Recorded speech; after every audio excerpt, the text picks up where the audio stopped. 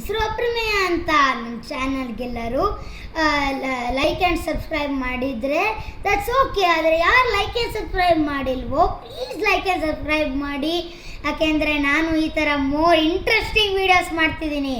So let's start today's topic. ಇವತ್ತು ನಾನು ಈಶ್ವರಚಂದ್ರ ವಿದ್ಯಾಸಾಗರ ಅವರದು ಒಂದು ಸ್ಟೋರಿ ಹೇಳ್ತಿದ್ದೀನಿ, which is a real life story.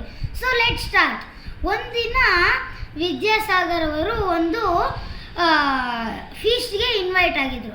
So ಅವರು ಒಬ್ಬರು ಸಿಂಪಲ್ ಮ್ಯಾನು. ಸೊ ಅವ್ರು ಯಾವಾಗಲೂ ಸಿಂಪಲ್ ಡ್ರೆಸ್ ಹಾಕೊತಿದ್ರು. ಸೊ ಅವರು ಫೀಸ್ಟ್ಗೆ ಒಂದು ಧೋತಿ, ಕುರ್ತಾ ಮತ್ತು ಶಾಲ್ ಹಾಕೊಂಡು ಹೋದರು.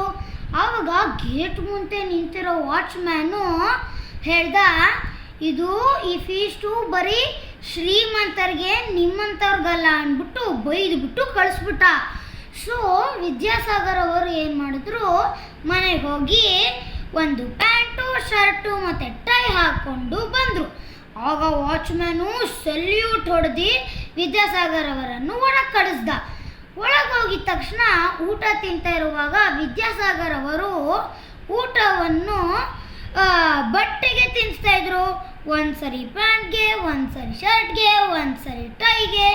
ಇದನ್ನು ನೋಡಿ ಬೇರೆಯವರು ಹೇಳಿದ್ರು, ವಿದ್ಯಾಸಾಗರ್ಜಿ ನೀವು ಯಾಕೆ ನಿಮ್ಮ ಬಟ್ಟೆಗೆ ಊಟ ತಿನ್ನಿಸ್ತಿದ್ದೀರಾ ಅಂತ ಕೇಳಿದ್ರು.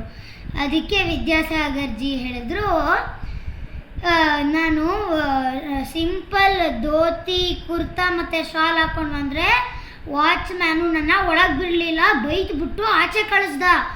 ನಾನು ಪ್ಯಾಂಟು, ಶರ್ಟು, ಟೈ ಹಾಕ್ಕೊಂಡು ಬಂದರೆ ನಂಗೆ ಸಲ್ಯೂಟ್ ಹೊಡಿಸ್ಬಿಟ್ಟು ಒಳಗೆ ಕಳಿಸ್ದ.